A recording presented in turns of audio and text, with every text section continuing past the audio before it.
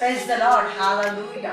वचन कहता है कि परमेश्वर ने स्त्री को एक सहायक के रूप में बनाया है और उसे विशेष उद्देश्य के लिए पृथ्वी पर भेजा है, ताकि जिस घर में वो रहती है, जिस परिवार में वो जन्मी, वो अपने माँ बाप के लिए, अपने पति के लिए, अपने बाल बच्चों के लिए, अपने समाज के लिए, अपने रिलेटिव्स के लिए, अपने चर्च के लिए आशीष का कारण बने। और प्रभु चाहते हैं कि वो उनकी सहायता करे, इसलिए तो उसको सहायक कहा है। ऐसी एक स्त्री नहीं कह सकते, ऐसी एक लड़की जो आने वाले दिनों में स्त्री होने वाली थी, वो लड़की जिसने अपने जीवन में छोटी उम्र में परमेश्वर की योजनाओं को पूरा किया। और ये बात हम दूसरा राजा उसका 5वां अध्याय और 3 पद में देखते हैं कि परमेश्वर का वचन इस प्रकार कहता है उसमें कि एक छोटी लड़की थी जो इजराइल देश से बंदी बनाकर लाया गया था नामाकोड़ी के यहाँ, और वो लड़की उसकी पत्नी की सेवा करती थी। और जब वो सेवा कर रही थी तो उसने देखा कि मेरा स्वामी कोढ़ से ग्रस्त है। तो ऐसे समय में उस लड़की ने बिना डरे परमेश्वर की जो योजना थी, जो सहायक के रूप में परमेश्वर उसको भेजा था, उसको अपने कम उम्र में ही पूरा किया।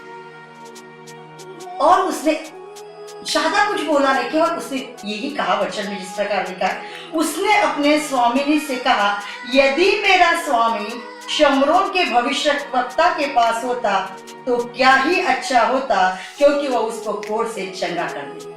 कुछ बड़ा काम नहीं, कुछ बड़ी बात वो नहीं बोली, केवल इतना ही बोला, कितना अच्छा होता मेरा स्वामी शमरोन के भविष्यवक्ता के पास होता तो कितना अच्छा होता, और वो कोढ़ से चंगा हो जाता।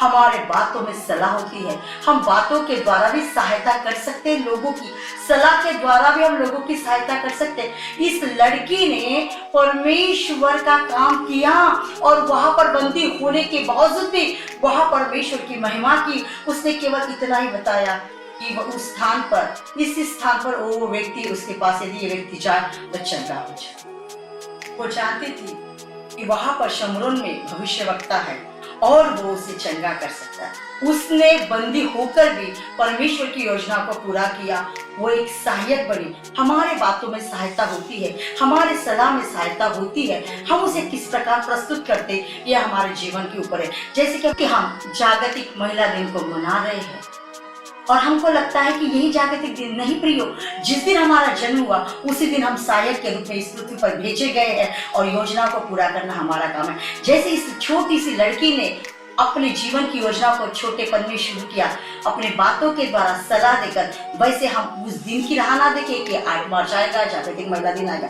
नहीं, आज से उठकर अपने जीवन में परमेश्वर के कामों को करना शुरू कीजिए, तभी परमेश्वर की महिमा होगी और तभी जागृति हमारे जीवन के जरिए सारे समाज में, देश में फैल जाएगी और परमेश्वर का राज्य बढ़ता जाएगा। प्रभु इस वचन के जरिए आपको आशीष दे, आपके साथ बना रहे। Thank you so much.